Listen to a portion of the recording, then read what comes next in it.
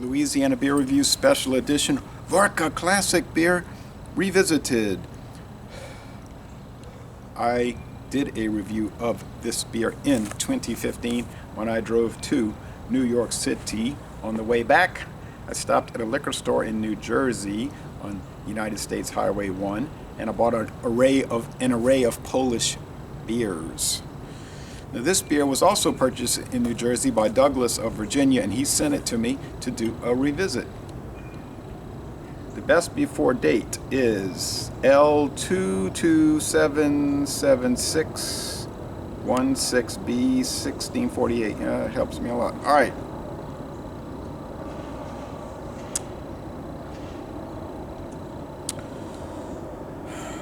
Imported by Amtech International Corporation, Brooklyn, New York. Product of Poland. This is produced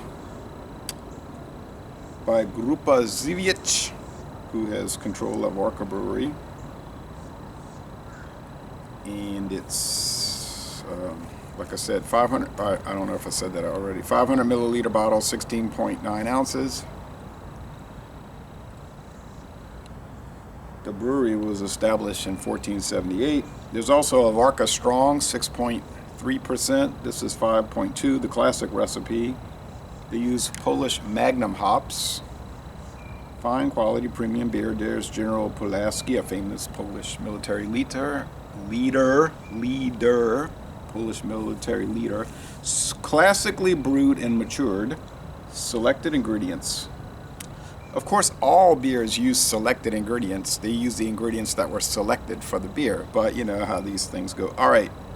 Privilege of delivery for the Prince's Court. Perhaps, but Poland has had no monarch since 1918, so it could be to the president of Poland today, I would imagine. All right. So the bottle looks different. The label and the bottle design looks different from 2015.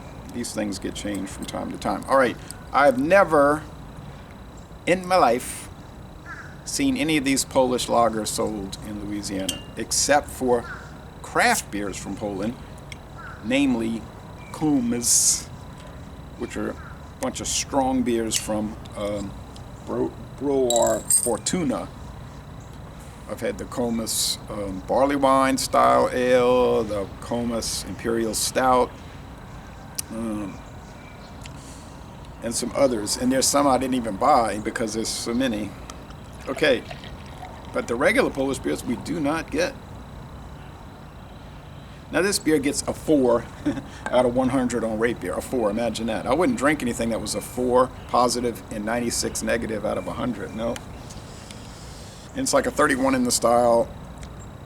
Rate beer, okay, so Beer Advocate now, they're saying it's a 73. Okay, it's like a 59 on tap. So people are not in love with it, except in Poland, where it's very popular. All right, and in New Jersey, Polish neighborhoods there. We don't really have a Polish presence in Louisiana, you see what I'm saying? We get a lot of German beers, but I guess everybody does. It's clear, straw, and there is some particulate matter visible under this direct sunlight. 5th straight sunny day. Now I've been saying Louisiana only gets about 40 to 45 clear, dry days a year, but I'm tracking it this year. This is day number 5 in a row of sunny, dry weather.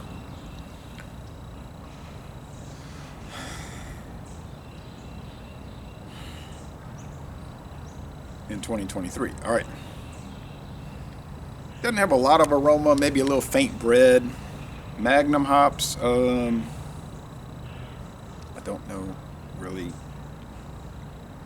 about that. Did Magnum Premium Malt Liquor use Magnum hops when it was produced from 1981 to 2021? You got a little breadiness, not much aroma, like I said. Let's go with the taste. Cheers.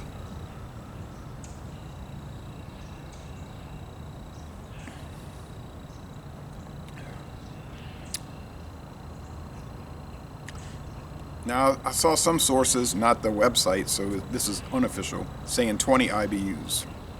Seems to me if they would talk about it if they wanted to, be concerned about it. Seems like 20 sounds about right, though, from what I'm tasting. 2.5 out of 5 hop cones, I would say 2.5 out of 5 hop cones, which is unusually bitter for a European Euro lager, a European lager. All right. Not talking about Pilsners. That's another type of lager. Right. Just talking about the standard Euro lager. Medium body, crisp, or you could call it dry finish. Sweetness.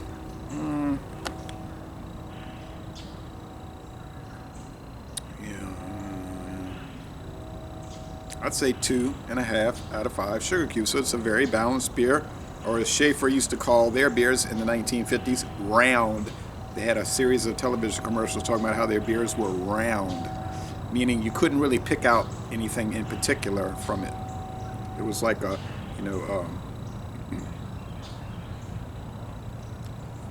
Phil Spector musical approach, wall of sound, a wall of sound where there's no individual instruments detected, just an amalgamation of sound.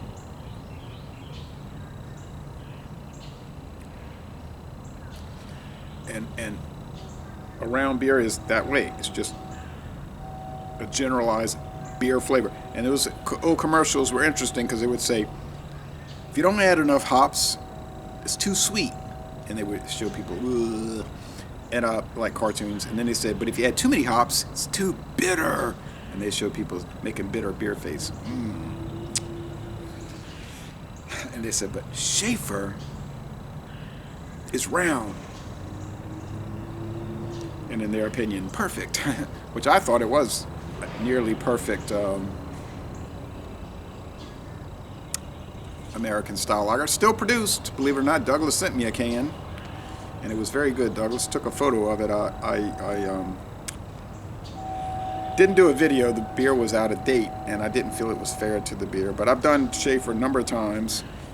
We used to get it here. We get the Weekender, 24-pack can suitcase Weekender, $7.98. Talking about 1996, 97, 98.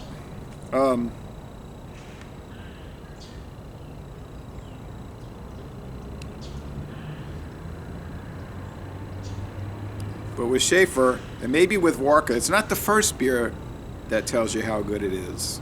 Can't go by that. It's the second and third that will let you know how good it is. And that's what they would say. It's the second and third beer that's going to let you know how superb it is. It's the one beer to have when you're having more than one. And Warka might be the one Polish beer to have when you're having more than one. I haven't loved everything from Poland. Zywiec was great.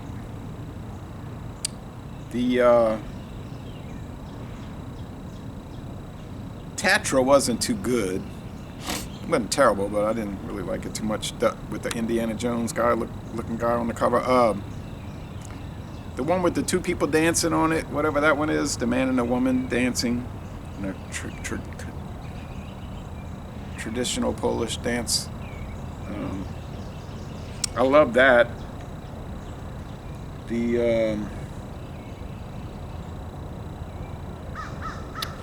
Can't remember them.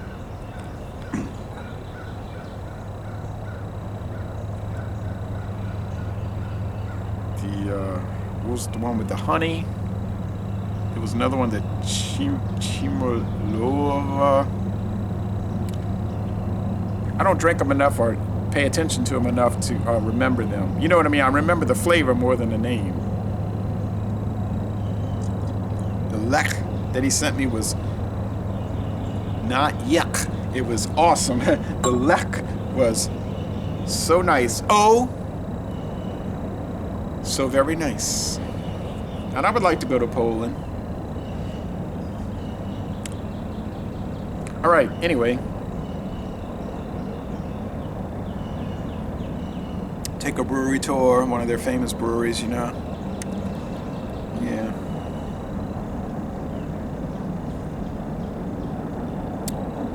medium body. Like I said, medium body, dry finish. Yeah. Is this made with any corn or rice? This I am not sure about. Because they don't really go. It's got that European brown bottle, which the European brown bottles are kind of greenish brown. They're like not totally brown, they're kind of green. They tend to be a little heavier than American. You know, the American brown bottles are just brown. All right. Anything else to say about it? Best before. I wish I could figure out this number. L22776 was the 776th day of 2022. 16B1648. It's like a meaningless series of numbers with a letter B in the middle. So that does me no good. It tastes fresh though. It doesn't taste old. I was watching some beer reviewer. He's very strange. I'm not gonna watch him. I don't think he's gonna produce anything else anyway, but make very long videos. I don't mind long videos. I watch many. But he was saying he had this bizarre idea. He wanted to age every beer. Like, I got this beer. It's Prankster. You know, just like, it's 9 years old. I was thinking, why would you want to age North Coast Prankster for 9 years? And then other common beers that were low alcohol. This one is from 2006. I said, well, they got some peculiar people out there. I could see if you were aging Russian Imperial Stouts at 13%, something like that. But even those, and this is it for the video, even those, I've decided, through experience, aging beer is not a good idea, in my opinion. It doesn't work out. I don't care what it is. They always just taste old to me, old and stale. And so my friend David, I gave him the Goose Island Bourbon County Stout last year for Christmas, 14.3. He said, I know what I'm going to do with it. I said, yeah, not drink it. I mean, you don't buy a beer to drink. I mean, who ever heard of that? You buy it to store. It's apparently forever, in his case, which I told him, I said,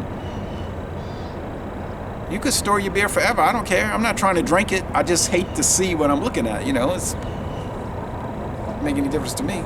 But anyway, yeah, I don't care. And last thing people say, oh no, you want to age it because it's going to be hot. When you drink it, it's going to be hot.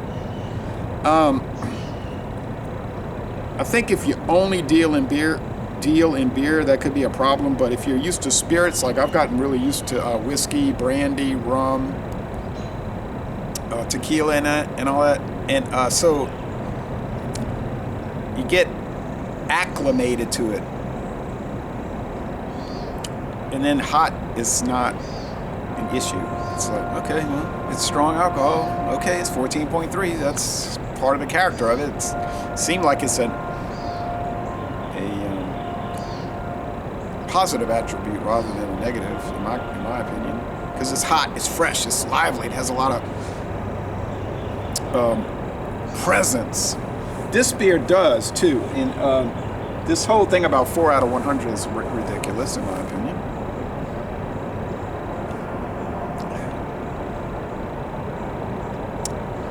It's nice.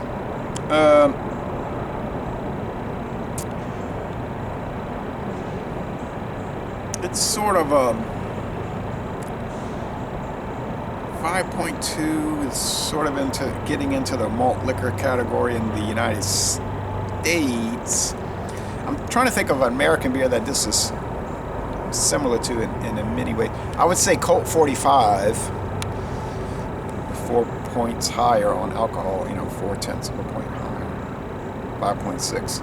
Mickey's Fine Malt Liquor, but I don't think neither one of those have the IBU level to match this. But I think Mickey's comes the closest. I do believe Mickey's is about, according to what I was looking. Yeah, it's not far from this.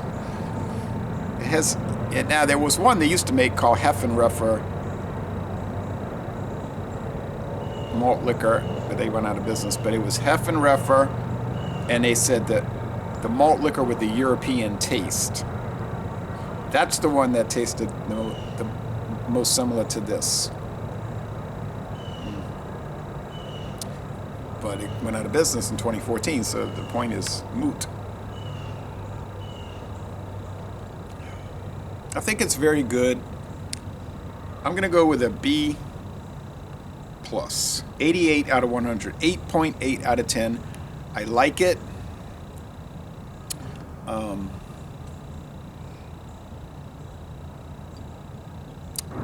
And I like it. I mean, I think it's a very good beer, and I think 88 is a fair score. So thank you again, Doug.